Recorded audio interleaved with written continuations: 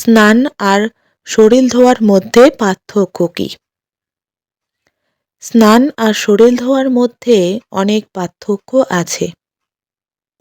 একবার দেবী সত্যভামা দেবী রুক্মিণীকে জিজ্ঞাসা করলেন, দিদি, আপনি কি জানেন কেন শ্রীকৃষ্ণ বারবার দ্রৌপদীর সাথে দেখা করতে যান? কেউ এতবার তার বোনের বাড়িতে কেন গিয়ে থাকবে?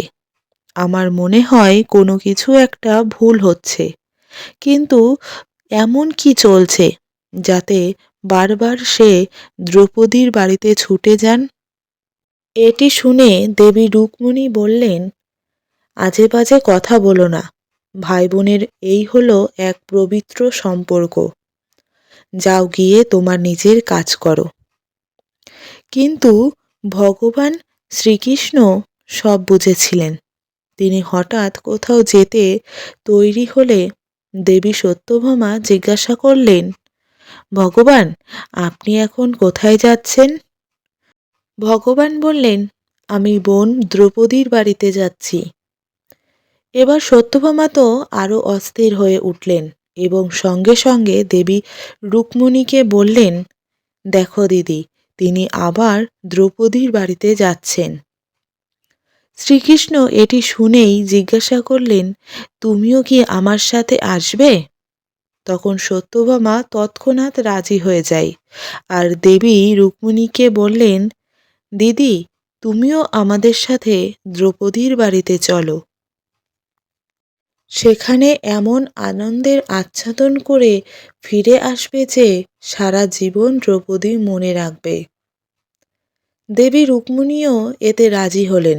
অবশেষে তারা দ্রৌপদীর গৃহে পৌঁছে দুজনাই দেখতে পেলেন দ্রৌপদী চুল আঁচড়াচ্ছেন।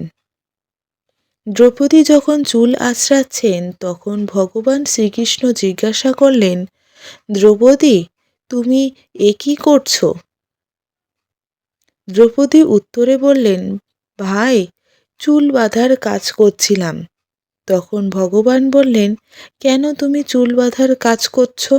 তোমার তো দুই বৌদি এসেছে, তারাই এখন তোমার চুল বাঁধার কাজ করবে। তখন শ্রীকৃষ্ণ সত্যভামাকে বললেন, তুমি গিয়ে দ্রৌপদীর মাথায় তেল মাখিয়ে দাও, আর দেবী রুক্মিণী, তুমি যাও দ্রৌপদীর বিনুনি বেঁধে দাও। সত্যভামা এবার রুক্মিণীকে বললেন যে তিনি খুব ভালো সুযোগ পেয়েছেন আর বললেন, আমি এমন তেল লাগাবো যে তার মাথায় খুলি থেকে প্রতিটি চুল ছিঁড়ে ফেলব। আর সাথে সাথেই সত্যভামা দ্রৌপদীর মাথায় তেল লাগিয়ে একটি চুল ছিঁড়ে ফেললেন এবং চুল উপড়ে ফেলার সাথে সাথে একটি আওয়াজ এলো, হে কৃষ্ণ। তারপর তিনি আরেকটি চুল ছিঁড়ে ফেলল এবং তারপর একটি আওয়াজ আসলো, হে কৃষ্ণ। এরপর তৃতীয় চুলটি ছিঁড়তে গেলে আবার একটি আওয়াজ এলো, হে কৃষ্ণ। সত্যভামা এর রহস্য বুঝতে না পেরে দেবী রুক্মিণীকে জিজ্ঞাসা করলেন, দিদি, ব্যাপারটা কি? আমি যখনই দ্রৌপদীর মাথায় চুল ছিঁড়ে ফেলি তখনই কেন কৃষ্ণ নাম বের হয়? রুক্মিণী তখন বললেন, আমি তো এর কারণ জানি না। পেছন থেকে শ্রীকৃষ্ণ বললেন, দেবী সত্যভামা, তুমি দেবী রুক্মিণীকে জিজ্ঞাসা করেছিলে কেন আমি এই দ্রৌপদীর বাড়িতে বারবার ছুটে যাই।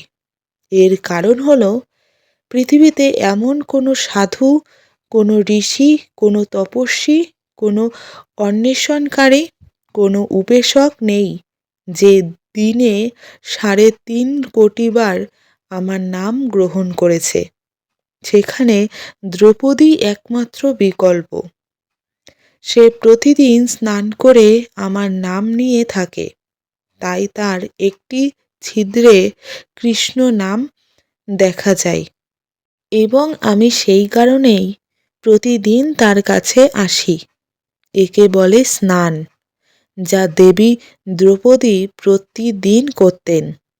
আর আমরা প্রতিদিন সাবান, শ্যাম্পু আর তেল দিয়ে আমাদের শরীর পরিষ্কার করি। এটাকে শুধু শরীর ধোয়াই বলে। স্নান মানে আমাদের শরীরে যে ৩.৫ কোটি ছিদ্র আছে তা খুলে যায়।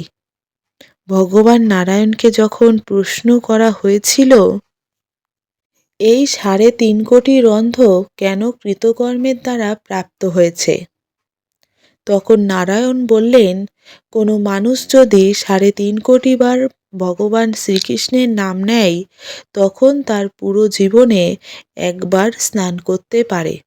একে বলে আসল স্নান, যেটি ৩.৫ কোটি বার ভগবানের নাম জপ না করা পর্যন্ত অর্জিত হয় না। তাই শুধুমাত্র শরীর না ধুয়ে শ্রীকৃষ্ণের নাম জপ করতে থাকুন আপনার জীবনে একবার স্নান করার লক্ষ্য নিয়ে। হরে কৃষ্ণ, রাধে রাধে, জয় গোপাল, শ্রী গুরু জয়।